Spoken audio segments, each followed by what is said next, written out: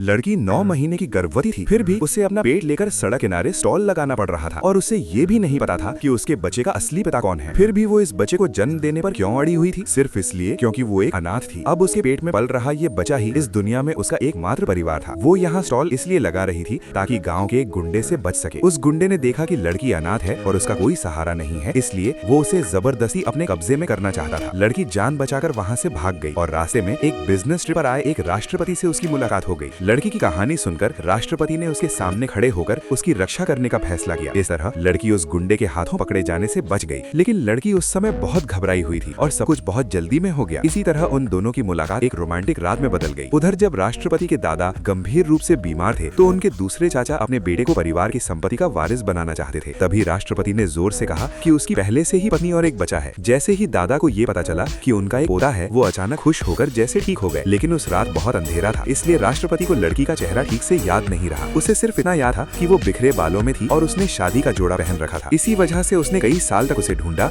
लेकिन उसे कोई सफलता नहीं मिली। यहाँ तक कि उसका सहायक भी शक करने लगा कि शायद वो लड़की सच में थी भी या नहीं। लेकिन अब अपने दूसरे चाचा के हाथों कंपनी जाने से बचाने के लिए राष्ट्रपति को उस रात वाली महिला को हर हाल में ढूंढना ही था। इसी दौरान उसकी नजर उस लड़की पर पड़ी जो सड़क किनारे स्टॉल लगा रही थी। उसका नाजुक चेहरा देखते ही राष्ट्रपति को अचानक बहुत जाना पहचाना सा लगा। लेकिन वो कुछ याद करने ही वाला था कि तभी वही गुंडा फिर से वहां आ गया। गुंडे ने सबके सामने कहा कि ये लड़की अपनी शादी से भाग आई है और किसी दूसरे आदमी के बच्चे से गर्भवती है। गुस्से में लड़की ने जल्दी जल्दी समझाने की कोशिश की कि उस आदमी ने उसे नशीला पदार्थ देकर जबरदस्ती उससे शादी करने की कोशिश की थी। लेकिन गुंडे ने उसकी एक भी बात नहीं सुनी और उसे जबरदस्ती अपने साथ शादी करने के लिए ले जाने लगा। तभी राष्ट्रपति ने अपने बॉडीगार्ड को आगे किया। बॉडीगार्ड को देखकर गुंडा और उसके साथी डरकर वहां से भाग